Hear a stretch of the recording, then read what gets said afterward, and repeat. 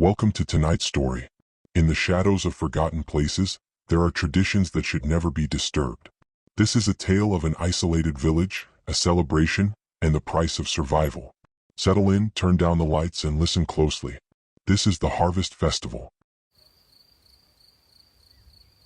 There are towns that you can find on no map, places tucked so far into the countryside that they seem to exist outside of time itself. I found one of those places by accident.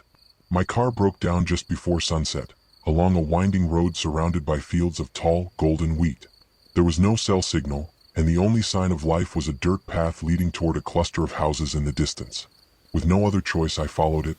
The village was small, just a handful of cottages, an old stone church, and a wide square with a fountain that hadn't held water in years. Despite its forgotten look, the people greeted me warmly. Too warmly. Their smiles were wide, their eyes never leaving mine. An elderly man stepped forward and introduced himself as Elias, the mayor of sorts.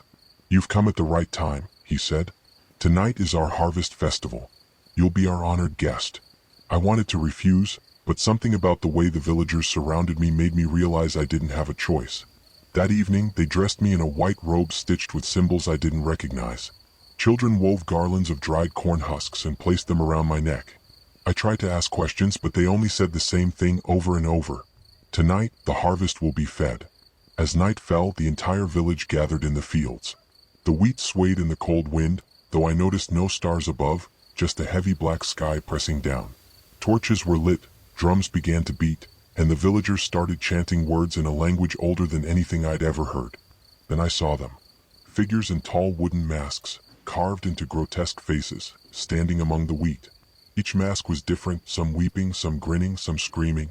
Elias held my arm tightly and guided me toward a stone altar in the center of the field. My heart pounded as I realized the chanting was growing louder, faster, and every eye was on me. I tried to run, but when I turned, the wheat shifted unnaturally. No matter which way I moved, the path led me back to the altar. The fields weren't just fields. They were a maze. Trap. Elias whispered in my ear as the drumming reached its peak. "Every harvest must be fed. The land demands it.